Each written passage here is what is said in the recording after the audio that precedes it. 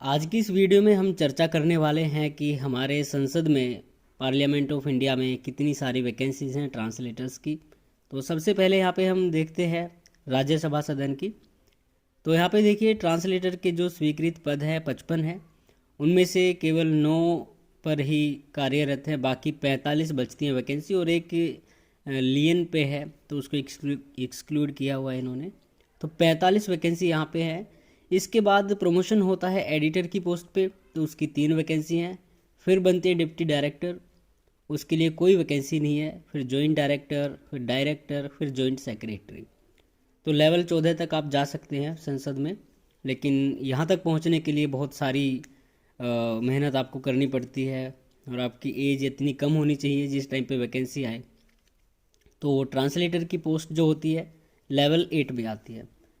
इसके बाद हम बात करते हैं लोकसभा के बारे में। तो लोकसभा में देखिए टोटल यहाँ पे सैंक्शन जो पोस्ट हैं वो 105 है ट्रांसलेटर्स की, और एक्चुअल स्ट्रेंथ का मतलब ये कि 43 इनमें से फील्ड हैं, मतलब उन पे वर्किंग है लोग, और बाकी बचती हैं 62। तो 62 वैकेंसीज यहाँ पे हैं, और ये डीआर जो लिखा हुआ है तो ये डायरेक्ट रिक्रूटमेंट के थ्रू ही भरी जाएंगी।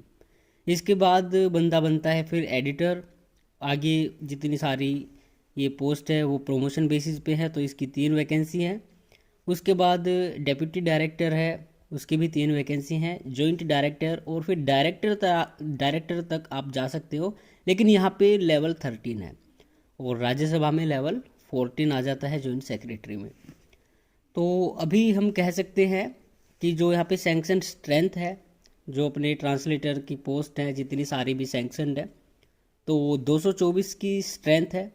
उनमें से 156 पर जो है वर्किंग है लोग, और 68 उनमें से वैकेंसी है।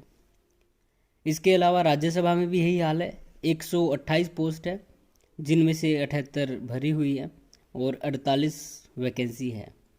तो 48 में से 45 वैकेंसी ट्रांसलेटर की हैं।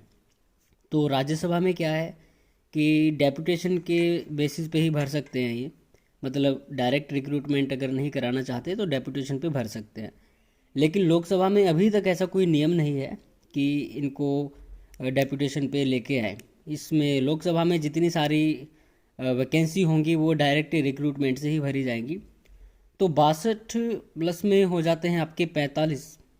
तो जितनी सारी ये पोस्ट अभी बची हुई हैं ये सारी की सारी भरी जाएंगी। 107 पोस्ट है, तो इनमें से कम 70-80 पोस्ट जो वैकेंसी हैं वो तो आनी चाहिए। उनकी रिक्रूटमेंट काफ़ी डिले हो चुका है। राज्यसभा ने 2018 के बाद कोई वैकेंसी लेके नहीं आया है, और लोकसभा भी 2020 के बाद ट्रांसलेटर की कोई वैकेंसी नहीं लेके आया। तो उम्मीद हम कर सकते हैं कि जब कभी भी इनका नोटिस आए तो वो एक अच्छे फेवर में हो। बाकी अभी के जो हालात हैं वो देख के लग नहीं रहा है कि यहाँ पे कोई वैकेंसी आएगी, कोई रिक्रूटमेंट आएगी।